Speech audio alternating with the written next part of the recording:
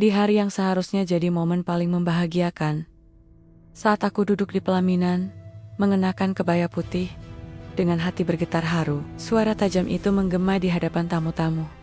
Perempuan seperti ini tidak pantas untuk anakku. Dari ibu mertua yang baru saja kutemui, menampar harga diriku di depan keluarga, sahabat, dan langit yang menjadi saksi. Raka hanya diam, dan di detik itu, aku mulai mempertanyakan, apakah cinta yang kusebut anugerah ini sebenarnya adalah cobaan yang belum tentu bisa kuselesaikan.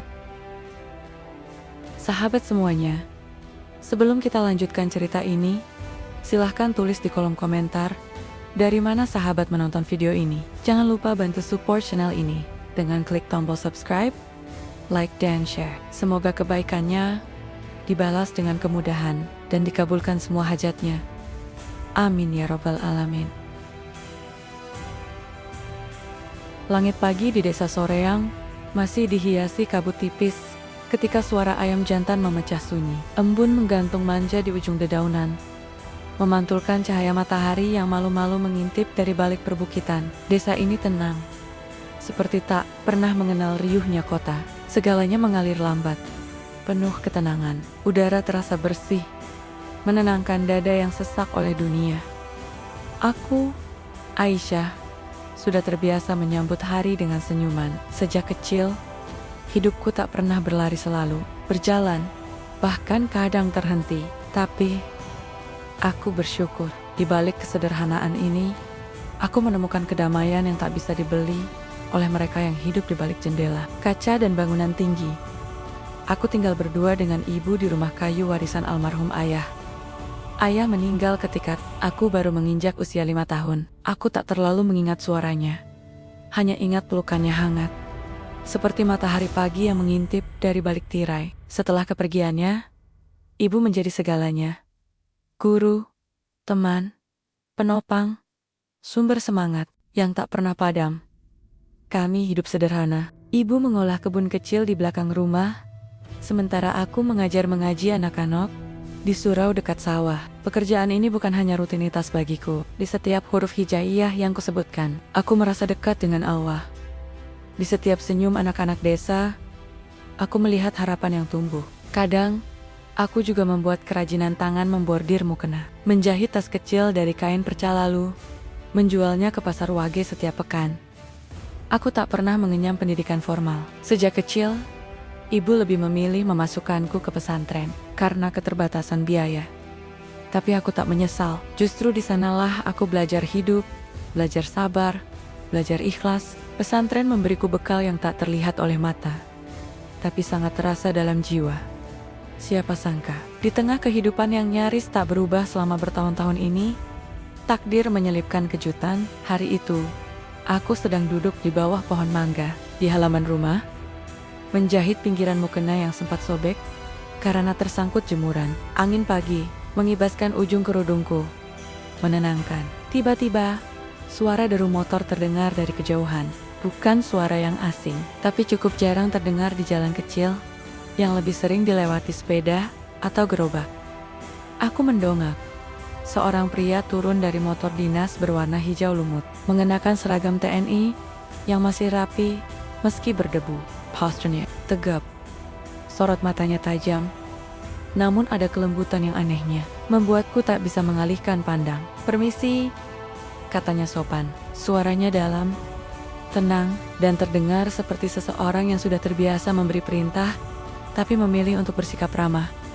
Aku berdiri pelan, menyampirkan mukena yang belum selesai kujahit ke kursi bambu. "Ya, ada yang bisa saya bantu, Mas?" "Maaf, saya mencari Bu Rahmi," katanya. "Rumahnya dekat surau, dan ada pohon mangga besar." Aku mengangguk. "Betul ibu saya, silakan masuk." Dia tersenyum, tidak lebar, tapi cukup untuk membuat jantungku berdetak setengah detik lebih cepat. Namanya Raka, perwira muda yang sedang menjalani tugas sosial dari kesatuan tempatnya bertugas. Mereka ditugaskan ke desa-desa untuk mendampingi program kemasyarakatan mengajar, membantu pembangunan infrastruktur kecil, dan menjalin hubungan baik dengan warga. "Maaf kalau saya mengganggu," katanya setelah duduk di kursi bambu depan rumah. "Tidak, Desa kami jarang kedatangan tamu seperti Mas Raka. Malah senang rasanya bisa ngobrol dengan orang baru. Ia tertawa kecil. Suaranya jernih, seperti aliran sungai yang mengalir di belakang rumah Pak Lurah. Entah mengapa, obrolan kami mengalir begitu saja. Tentang desa, tentang anak-anak, tentang langit malam di Soreang yang tak tertutup polusi, tentang pesantren, dan mimpi kecilku untuk suatu hari nanti membuka madrasah kecil bagi anak-anak duafa. Jadi, Aisyah belum pernah ke kota? Tanyanya. Aku menggeleng pelan. Belum. Saya tak punya alasan untuk pergi. Semua yang saya butuhkan ada di sini. Dia menatapku agak lama, lalu berkata pelan, langkah. Sekarang, jarang ada yang seperti kamu. Aku hanya tersenyum, tak tahu harus menanggapi bagaimana. Sejak hari itu, Raka semakin sering datang ke desa. Kadang, dengan alasan memantau pembangunan sumur. Kadang hanya sekadar mampir menanyakan kabar ibu. Tapi setiap kali ia datang, rasanya seperti ada aliran hangat yang tak bisa dijelaskan. Dia berbeda, caranya bicara, caranya melihat, bahkan caranya mendengar semuanya, membuatku merasa dihargai, bukan sebagai gadis desa biasa, tapi sebagai manusia yang utuh. Dan aku pun mulai menunggu. Bukan menunggu dengan harap berlebihan, tapi cukup menanti. Dan Gentenong, seperti embun yang setia hadir setiap pagi tanpa janji, tanpa pamrih. Meski dalam hati, aku sadar, dunia kami jauh berbeda.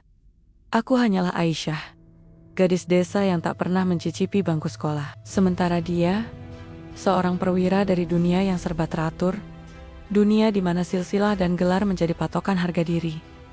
Tapi, mungkinkah cinta bisa lahir dari dua dunia yang berbeda? Atau aku hanya sedang memupuk harap yang takkan pernah tumbuh? Namun, untuk pertama kalinya dalam hidupku, aku mulai percaya pada yang namanya kemungkinan dan cinta.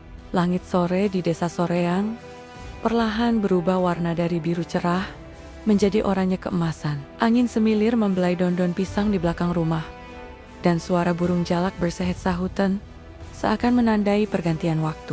Di ruang tamu kecil, aku duduk bersila di atas tikar pandan, menatap selembar surat beramplop coklat yang baru saja diantar Pak Pos. Tulisan tangan di bagian depan terlihat tegas dan rapi, dengan huruf-huruf kapital yang sedikit miring ke kanan. Nama pengirimnya Raka.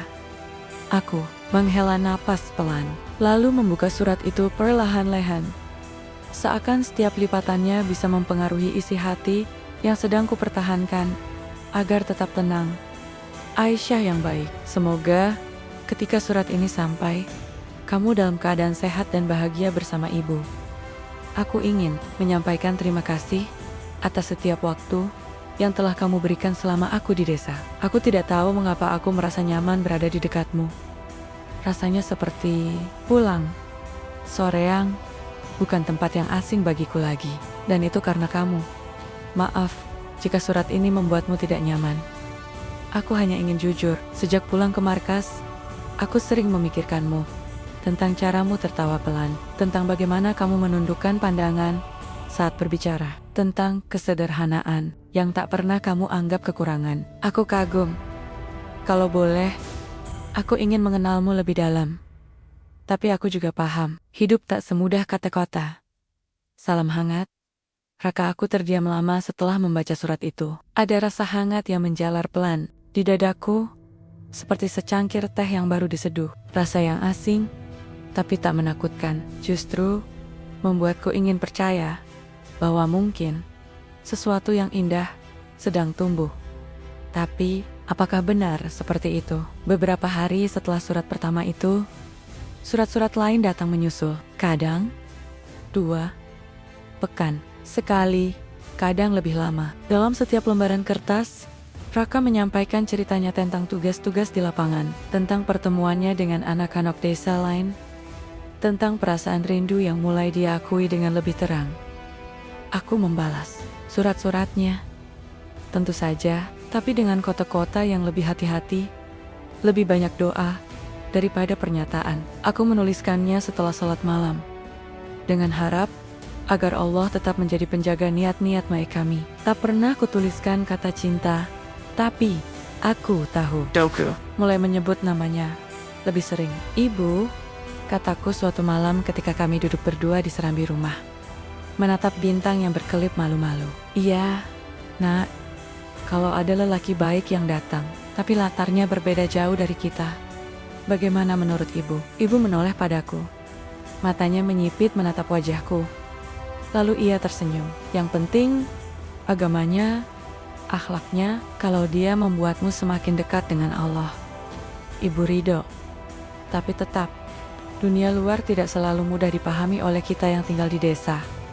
Aku mengangguk pelan. Kata-kata ibu menjadi pelindung yang kurindukan setiap kali keraguan datang. Karena jujur saja, semakin sering Raka datang, dan semakin banyak surat yang ia kirim, hatiku justru semakin bergetar, antara ingin menyambut dan takut kehilangan. Di sisi lain, ternyata Raka pun sedang berjuang dengan dunianya sendiri. Dunia yang asing bagiku penuh formalitas, gelar, dan ekspektasi tinggi dari keluarga. Suatu hari, ia datang ke desa tanpa seragam, hanya mengenakan kemeja biru muda dan celana kain hitam. Ia terlihat lelah, tapi tetap tersenyum ketika duduk di bangku bambu depan rumah. Aku boleh cerita sesuatu? Tanyanya pelan. Aku mengangguk, tak menjawab dengan kata. Aku sudah bicarakan tentang kamu ke orang tuaku. Hatiku langsung berdegup lebih cepat, tapi aku tetap diam, menunggu. Ayahku, orangnya tenang. Ia hanya bilang, kalau aku yakin, dia akan mendukung. Tapi, ibuku, Raka tertawa getir. Ibu ingin menantu yang setara dari keluarga berada, lulusan universitas, berpenampilan modern. Sementara kamu, ya, kamu tahu sendiri, kamu bukan itu semua. Kata-katanya menusuk. Meski aku tahu, ia tak bermaksud menyakiti. Aku tersenyum tipis, menunduk, menatap jemariku yang mulai menggenggam ujung kerudung. Aku tidak marah, kataku pelan. Aku sudah lama tahu, Mas Raka, dunia kita berbeda. Tapi aku tidak ingin menyerah. Kalimat itu mengambang di antara kami. Tak ada angin, tapi rasanya dingin merambat perlahan di kulitku. Raka memandangku lama, seolah ingin meyakinkanku bahwa ia serius, tapi aku tahu, cinta tak selalu cukup untuk melawan dunia. Setelah hari itu, surat-surat yang ia kirim menjadi lebih pendek, lebih ragu. Mungkin karena ia mulai merasa takut, atau mungkin karena ia mulai menyadari betapa rumitnya memaksa dua dunia untuk menyatu.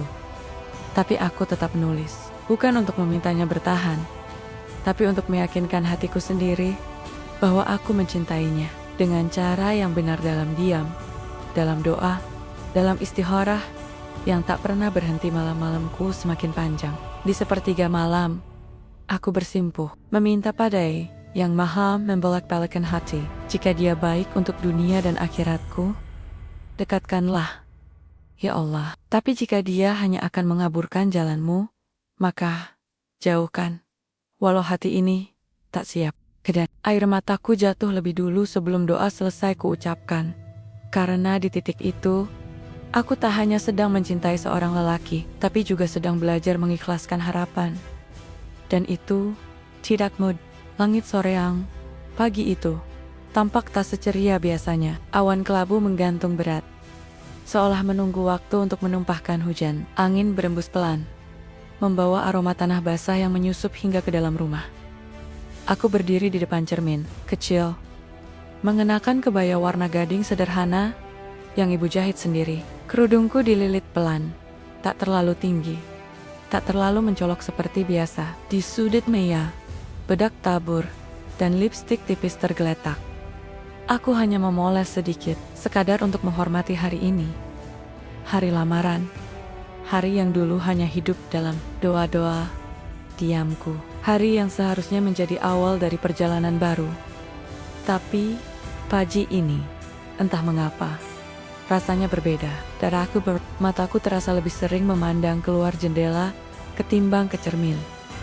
Mungkin karena langit yang muram, atau mungkin karena firasat yang mulai mengetuk perlahan. Ibu, Mas Raka, datang sendiri? Tanyaku saat melihat ibu sibuk di dapur menyiapkan Minuman untuk para tamu yang akan datang. Katanya datang sama Om Nia dan beberapa kerabat dari pihak ayahnya. Jawab ibu singkat, sembari mengatur nampan berisi gelas kaca dan teko air jeruk. Aku mengangguk pelan, tidak ingin menunjukkan kegelisahan yang perlahan mulai tumbuh. Tapi jauh di dalam hati, aku tahu sesuatu tak sepenuhnya berjalan sebagaimana mestinya. Pukul 10 pagi, motor dan mobil pickup kecil mulai berdatangan. Warga desa yang dekat dengan keluarga kami ikut menyambut. Bahkan, ada yang membantu menata kursi bambu dan tikar pandan di teras rumah. Aku duduk di ruang tengah bersama ibu, mendengarkan suara ramai di luar. Tak lama kemudian, rombongan dari pihak Raka masuk ke rumah.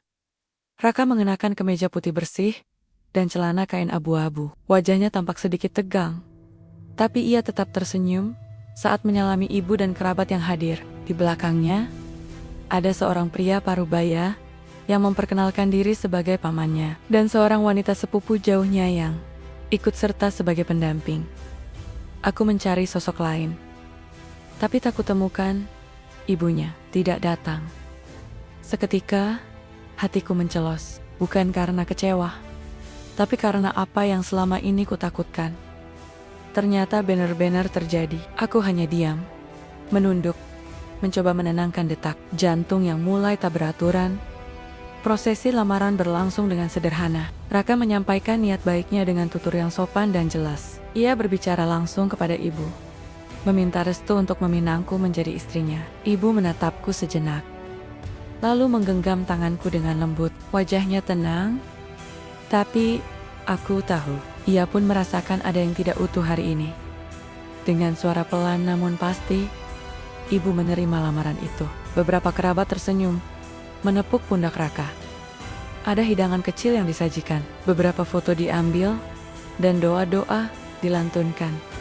Tapi tak ada tawa yang lepas. Tak ada pelukan hangat dari calon ibu mertua. Tak ada senyum ramah dari perempuan yang seharusnya menjadi ibu keduaku kelak. Yang ada hanya awan kelabu yang makin menggumpal. Setelah rombongan pulang, warga mulai beranjak satu persatu. Di teras rumah, beberapa tetangga berkumpul sambil bergosip ringan. Aku duduk di kamar, melepas kerudung dan kebaya, lalu menggantinya dengan daster rumah. Tapi sebelum masuk kamar sepenuhnya, aku mendengar percakapan lirih di dapur antara dua ibu-ibu yang tadi membantu menyajikan makanan. Calon mertuanya nggak datang ya? Nggak tuh, katanya nggak setuju. Masa iya anak tentara nikah sama anak kampung? Ya, beda dunia bu. Mungkin itu juga kenapa ibunya nggak rela. Aku tak tahu apakah mereka sadar aku mendengar. Tapi, kalimat-kalimat itu menusuk seperti duri, kecil tapi dalam. Malamnya, aku duduk berdua dengan ibu di ruang tengah. Lampu temaram menggantung di atas kami. Angin malam menyusup dari sela-sela dinding papan. Aisyah, ibu memanggil dengan suara lembut. Aku menoleh, menatapnya. Kalau kamu belum yakin, masih bisa mengubah keputusan ini. Ibu tidak akan marah.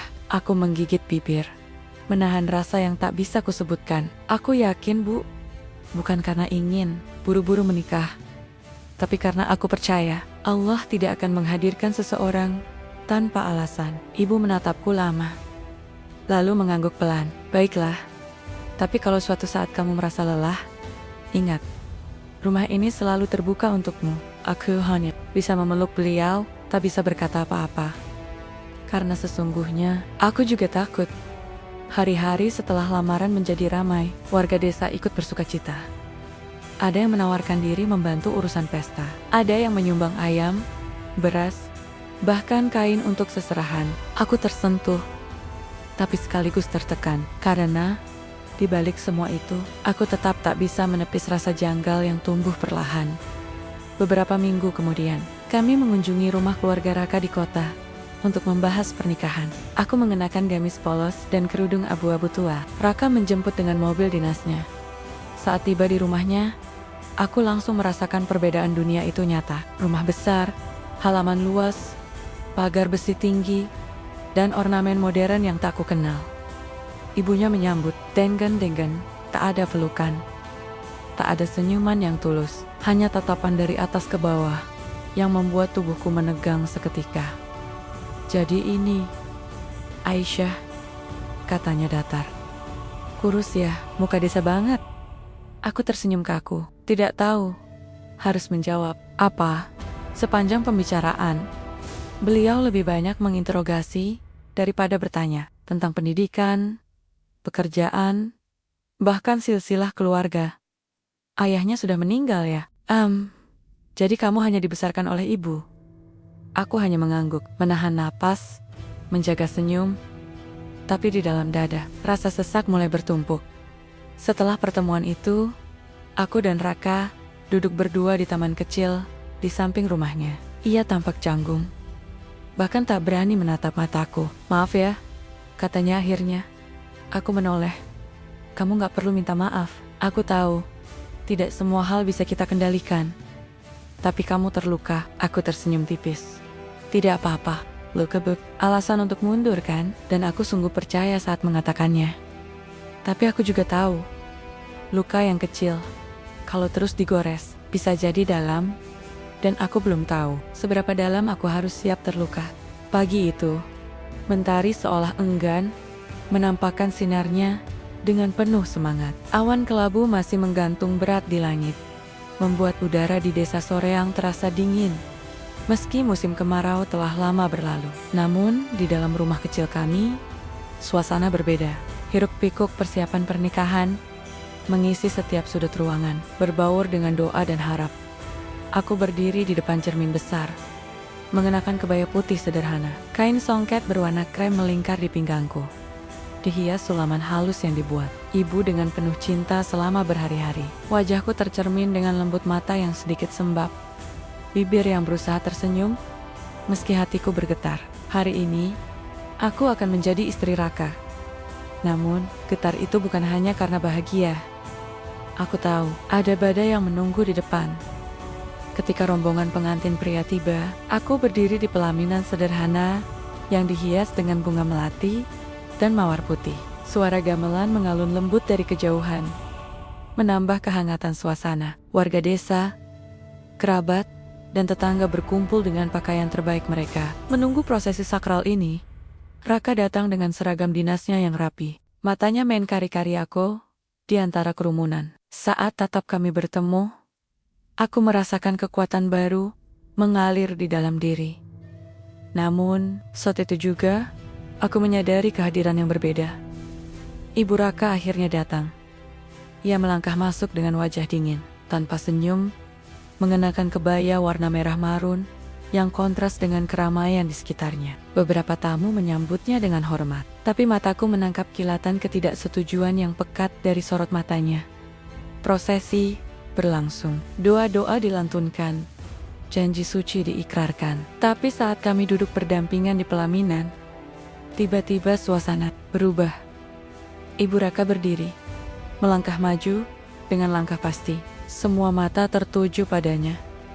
Senyum dingin terukir di bibirnya saat ia berbicara dengan suara nyaring dan penuh penghinaan. Maaf, saya tidak bisa menerima wanita ini menjadi menantu saya, ucapnya dengan lantang, membuat seluruh ruangan terdiam.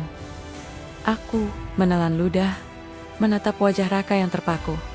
Matanya penuh kebingungan dan malu. Ibu, suaraku bergetar. Apa maksud ibu? Ibu Raka mengangkat dagu, menyatakan dengan lantang, dia ini hanya lulusan pesantren, bukan dari keluarga yang terpandang. Anak saya pantas mendapatkan yang lebih dari sekadar gadis desa yang tidak berpendidikan formal. The sirens mulai terdengar dari tamu undangan. Ada yang terkejut, ada yang berbisik, ada yang menunduk tidak nyaman.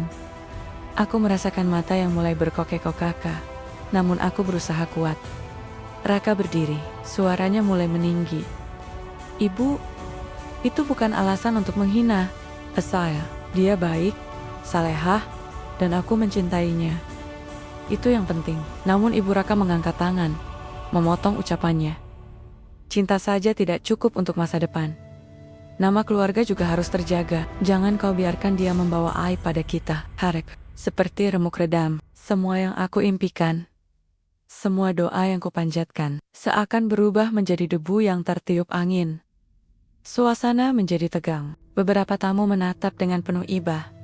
Beberapa diam membisu. Aku memejamkan mata sejenak, menahan air mata yang mulai tumpah. Ibu di sampingku menggenggam tanganku erat, memberikan kekuatan dalam diam. Aku mencoba mengangkat kepala, menatap ibu mertua yang kini menatapku dengan penuh kebencian. Namun, sebelum aku bisa berkata apa-apa, Raka mendekat, merangkulku pelan, dan berkata, "Aku akan berjuang untuk kita, Aisyah. Jangan biarkan kata-kata itu menghancurkan kita." Tapi aku tahu, luka yang terukir di atas pelaminan hari ini lebih dari sekadar hinaan. Ia adalah pukulan terhadap harga diri, cinta, dan harapan kami. Dan aku hanya bisa berdoa agar badai ini segera berlalu, sebelum semuanya hancur berkeping-keping.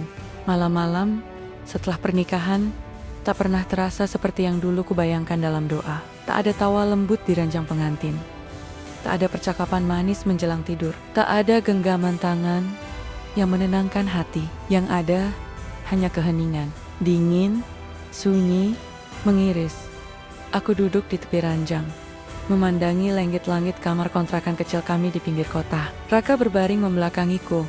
Tubuhnya tampak lelah, pikirannya entah melayang kemana. Aku ingin memeluknya, menenangkan, menyatu dalam luka yang sama. Tapi, tubuh ini beku, seperti tertahan oleh luka-luka yang tak sempat sembuh sejak hari itu. Hari di pelaminan itu, hari saat aku dihina di depan tamu-tamu kami.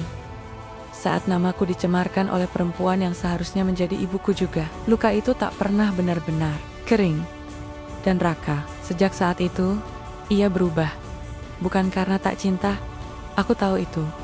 Tapi ada sesuatu dalam dirinya yang pecah. Antara kewajibannya sebagai anak dan cintanya sebagai suami, aku memahaminya.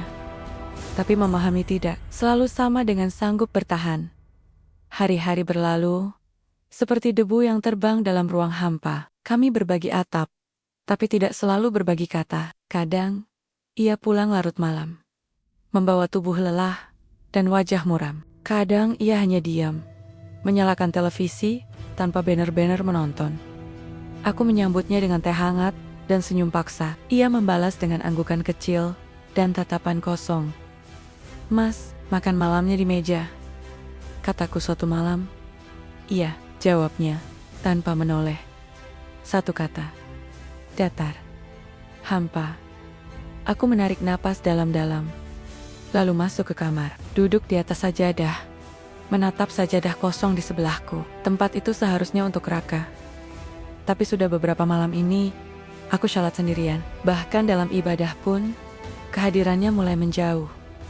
1 minggu setelah kami menikah, ibu menelepon. Suaranya lirih, napasnya berat. "Ibu kenapa?" tanyaku khawatir. "Cuma kecapekan, Nak. Tadi siang sempat pusing, tapi sudah minum air hangat," jawabnya cepat, seperti menutupi sesuatu. Tapi aku kenal suara itu. Aku hafal cara beliau menahan sakit. Aku tahu ada yang disembunyikan. Esoknya, aku pulang ke soreang. Tanpa Raka, ia tak bisa ikut katanya. Ada pelatihan di markas. Katanya, sesampainya di rumah, ibu sedang terbaring. Wajahnya pucat, tubuhnya lemah, tapi tetap menyambutku dengan senyuman hangat. "Maaf ya, ibu nggak bisa masak makanan favoritmu hari ini," ucapnya pelan. Aku menggenggam tangannya. "Ibu sakit." "Nggak usah mikirin itu." Ia menggeleng lemah. "Bukan sakit biasa, Aisyah. Ini hati ibu yang sakit." Mataku mulai berkokek-kokaka. Ibu menarik napas, lalu berkata lirih, "Sejak hari pernikahanmu itu, ibu menyimpan semua dari ibu mertuamu itu." Terus ternjengjang di kepala ibu. Bagaimana mungkin seorang ibu tega berkata seperti itu pada anak orang lain? Di hari bahagiamu, aku tak bisa menahan air mata. Tumpah, deras. "Ibu, maaf.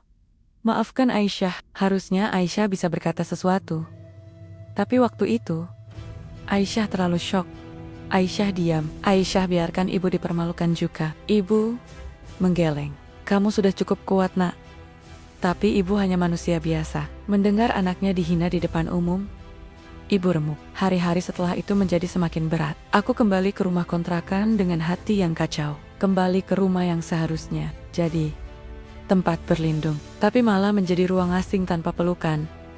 Suatu malam, Setelah makan malam yang sunyi, aku memberanikan diri bicara. Mas, Raka menoleh. Pelan. Apa kita bahagia? Ia terdiam. Lama. Mas juga merasa hampa. Kan? Ia mengusap wajahnya. Aku tidak tahu harus bagaimana. Aku mengangguk. Aku juga. Ada jeda di antara kami. Sunyi. Begitu panjang. Sampai suara jam dinding terdengar seperti dentuman bom kecil di kepala. Aku ingin bahagia, Mas. Tapi apakah bisa bahagia kalau pondasi pernikahan kita dibangun dari luka dan gengsi? Raka menunduk. Wajahnya seperti bayang-bayang. Aku juga terus bertanya-tanya. Aisyah, kata-katanya seperti pecahan kaca. Tajam. Menyayat harapanku yang masih tersisa. Malam itu, aku menangis. Bukan karena marah. Tapi karena aku tak tahu apa yang sedang aku pertahankan. Cinta, iya. Tapi cinta yang seperti apa? Jika tak ada lagi kehangatan. Jika bahkan senyum saja terasa asing. Esok harinya, aku kembali ke Soreang untuk menjaga ibu. Kondisinya memburuk. Kata dokter, tekanan darahnya tidak stabil. Dan kemungkinan besar dipicu oleh stres yang berkepanjangan. Aku duduk di samping ranjang, menggenggam tangannya yang mulai dingin. Ibu gak boleh sedih lagi ya, Aisyah akan jaga ibu. Ibu gak sendiri. Ia membuka mata perlahan. Kalau kamu memang harus pergi dari rumah itu, pergilah, jangan bertahan. Demi harga diri, bertahanlah. Hanya kalau cinta itu masih punya nyawa. Aku terdiam. Kata-kata itu mengendap di benak, seperti embun yang jatuh pelan di pagi hari tak bersuara, tapi terasa. Dan untuk pertama kalinya, aku benar-benar bertanya dalam hati, apakah rumah tangga ini masih punya cinta? Ataukah hanya sisa luka yang terus dipaksa untuk menjadi utuh? Subuh itu, embun menetes lebih lambat dari biasanya. Udara di desa Soreang terasa lebih sejuk, lebih sunyi. Seolah waktu sengaja memperlambat langkahnya. Di ruang tengah rumah kecil kami, sajadah telah terbentang sejak tengah malam. Aku lama, lebih lama dari biasanya. Rasanya, aku tidak sedang menangis aku. Sedang mengosongkan isi dadaku satu demi satu. Sampai hanya tersisa keikhlasan. Suara napas ibu dari dalam kamar sesekali terdengar lirih. Tubuhnya makin ringkih. Kulitnya makin pucat, tapi matanya masih sama. Penuh kasih dan sabar. Meski hari-harinya tak lagi semudah dulu, aku memutuskan kembali ke desa 2 minggu lalu. Bukan karena menyerah pada rumah tanggaku, tapi karena aku tahu aku tak bisa menyelamatkan pernikahan dan sekaligus merawat luka yang belum kering di hati ibuku. Salah satu harus kupilih lebih dulu. Dan aku memilih ibu. Raka tak menghalangi. Ia hanya menunduk waktuku sampaikan niatku. Aku butuh waktu, kataku lirih. Ia mengganggu, tak membantah, tapi tatapan itu menyimpan banyak yang tak diucapkan. Seperti ada perang di dalam dirinya, perang yang belum selesai. Hari-hari di desa membuat napasku lebih teratur. Aku kembali mengajar ngaji anak-anak setiap sore, kembali menjemur kerajinan tangan di bawah matahari yang hangat, kembali duduk di serambi, menyuapi ibu dengan bubur kacang hijau dan seri-teseri taringen.